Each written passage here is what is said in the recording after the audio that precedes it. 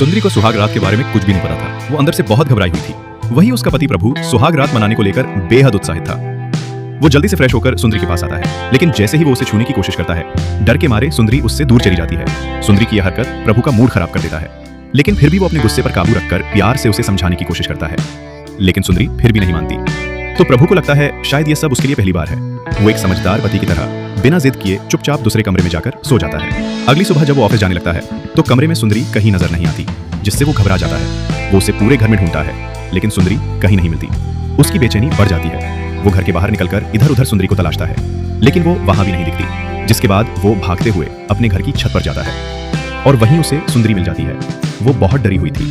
उसकी मासूमियत को देखकर प्रभु का दिल पिघल जाता है। वो उसे समझा बुझाकर घर ले आता है। सुंदरी अकेली बोर न हो, इसलिए ऑफिस जाते समय प्रभु उसे अपने दोस्त अनु के घर छोड़ देता है। शहर के लोगों के पहनावे और चाल ढाल को देखकर सुंदरी थोड़ा अजीब महसूस कर रही होती है। उसी दौरान अनु किसी काम से कमरे में चली जाती है। तभी अनु का पति अचानक एक विचित्र हालत में सुंदरी के सामने आ जाता है। शर्म के मारे सुंदरी अपनी नजरें झुका लेती है। उसे देखते ही अनु का पति उस पर लाइन मारने लगता है। वो कुछ करता उसके पहले ही अनु वापस आ जाती है। वो अपने पति को 2 गालियां देकर सुंदरी को लेकर बाहर निकल जाती है।